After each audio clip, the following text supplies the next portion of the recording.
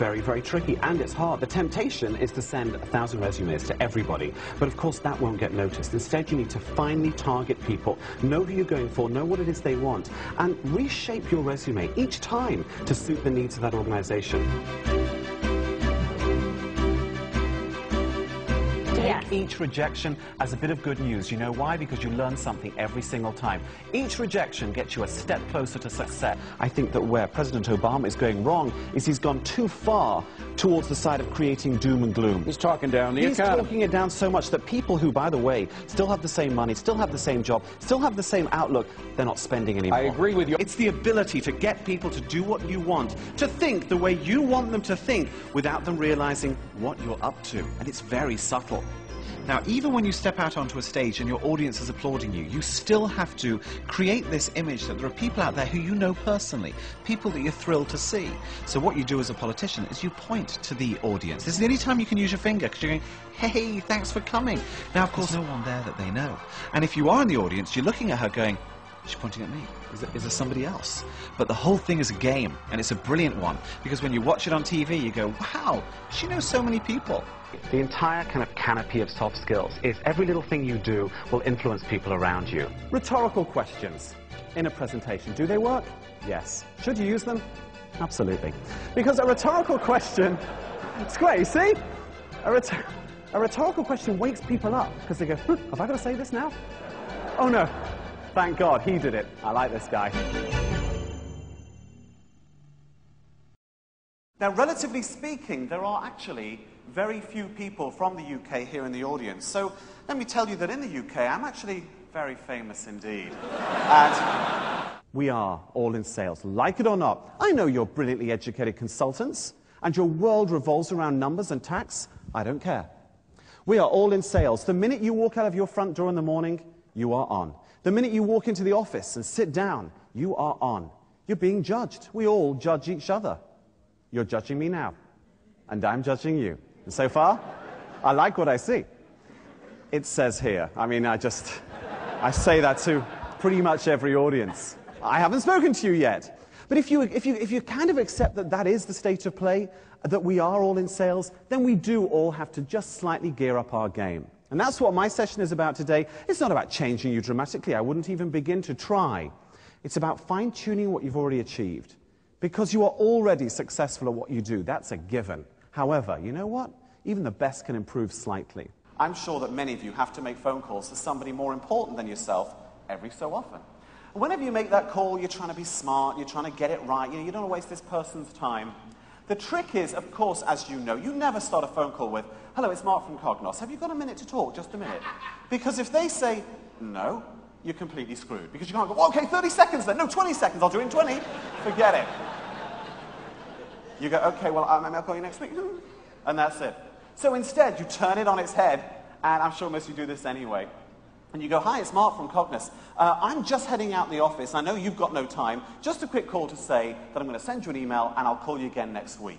Now, because you've said you're heading out the office, because you have acknowledged that they are very busy, they can't say to you, I can't talk because I'm too busy, because you just said it. You buy yourself 20 seconds of usable phone time. Don't do this every time, because they'll think, is he ever in the office? He's always leaving the office. What kind of guy's always going out? If you have the ability to make a great presentation and speak in front of 200 or 200 or 2,000 people, I guarantee you, you will always be more and more successful. What does the audience do? Always think of the audience first. The audience, in a presentation situation, when they're the audience, they do what every senior person do. They sit like that, they lean back, they go, oh, good night. It's like, we're not going to try, we're in the dark. We can get away with just blackberrying the whole time and no one's going to see it. The other thing the audience do is they lean forward and go, how long is this bit? When is coffee? How long is this? How long? By the way, you should never ever do that at the start of your presentation. Tell them how long you're on for. Well, good morning. For the next 2 hours, oh, well, that's it. Forget it. Brevity is everything. Remember that audience. They just want to go and have coffee. The instant the audience sits down, they're thinking, when do we get up? Sit down, when do we get up? So we're like children. That's what it's like. Sit, stand. So brevity is everything. If they say to you, well, you can take 30 or 40 minutes, do it in 20. No one will ever come up to you after the presentation and go, Mark, that was great. I wish you'd gone on for 4 hours. I really do. No one.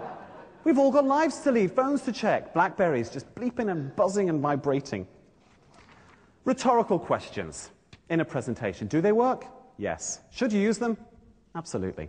Because a rhetorical question, it's great, you see? A rhetorical question wakes people up because they go, huh, have I got to say this now? Oh no, thank God, he did it. I like this guy.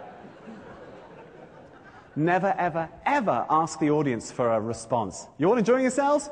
Because that's what will happen. Again, in the world of television, when you work with people, you ask an interviewee a question, they should never say no to you. Never say no to someone. When you say the word no to someone, it's negative. It kind of puts you down. It slows things up and it makes people feel a little bit belittled. So never say no. And here's an example. Let's say somebody comes up to you and goes, oh, hey, Cognos, you guys are based in Toronto, aren't you? Now, the obvious answer is, no, you idiot. It's Ottawa. Now, of course, that's what you want to say, but you don't do that, because you don't want this person to feel belittled. So instead what you say is, well, it's interesting you should say that. Many other people think the same thing, but actually, it's Ottawa. Lovely. You see, and everyone feels happy. Oh, that's great. I will do business with you now. The wrong way to receive a business card is to go, thank you very much, very nice. Because what does that card represent? It represents someone's success. It represents their entire business success up to that point. I mean, if you think about it, we all start off in our first job. No one gives us a business card then. And then we get more and more senior, and eventually the card arrives, and we get more senior, more successful, and eventually we retire billionaires. I mean, that's the plan. And it looks as though you guys are going that way anyway. And you know what it feels like when someone gives you your first stack of business cards. You go, there you go. You've got a title, you've got some cards. You go, woohoo, send one to mum. Flick a few around the room, and then wonder what on earth you're going to do with the rest. And eventually, you end up handing them out. So, back to my point. How do you receive the card? Just give it a moment of your time. Oh, very interesting. Canada. Just say something about the card. You know, embossed. Nice. If you give the card a moment of your attention, it just makes people feel good, and it is about that. It's about making the other person feel a little bit more connected to you, feeling a little bit more positive about the interaction with you. Now, how about giving it out? Well, what you don't want to do is make the mistake that so many people do. They go, here you go. Oh, that's not my card, that's somebody else's. Or, oh, that's my train ticket from last week. What's that doing there? By the way, the golden rule in any meeting, above all, don't worry so much about what you have to say, but listen, listen, listen. Listen and respond. Because the things that people say to you, especially the clients, is valuable gold dust. That's what your real data is, what they say to you. What about sitting at the table itself? Well, let me just show you. People sit in different ways. I'm going to use this chair. How do you sit down? You'll notice, by the way, that very senior people always sit the same. Senior people push their bum forward, lean back, cross their arms. They haven't got to try anymore. They're already top of the tree. You're all fired. It's just how they are. What's going on? Yeah, whatever. Sometimes they do this. I mean, it's like, you know, that's not the way to sit down. I don't care how senior you are. So what you do instead is never let your back touch the back of the chair. Never, in any meeting from this point on. As soon as you do that, you're relaxing. And I don't want you to relax. I want you to be on. So what you do instead is you sit yourself quite close to the front of the chair and lean on that table. Not like this. You'll just fall asleep. Sorry. What was that? Instead, you sit like this, and you're very much in control. So I'll point towards the camera over here. So what you do in this position is you are able to use what I call the lighthouse of eye contact for everybody at that table. Because by looking at everyone from time to time, number one, you keep them awake, because no one's going to fall asleep because they know you're going to be looking at them. You can't even get away with the, I'll pretend I'm looking at numbers, but actually I'm fast asleep. We've all been there. I'm just going to look at these numbers for a while. Oh.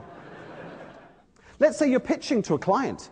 And you're sitting there, and you're very, very keen to win this job. Who do you look at? You look at the main man, right? Wrong. If you spend all your time looking at the CEO or the CFO, and this is what we do for you, and this is why we're great, and here's why you should use us, and then you walk out, and the CFO then looks around his team, who are also sat at the table, and goes, well, what do you think? And they go, nah, didn't like him. Didn't look at me once. They won't say that, but that's what they're thinking.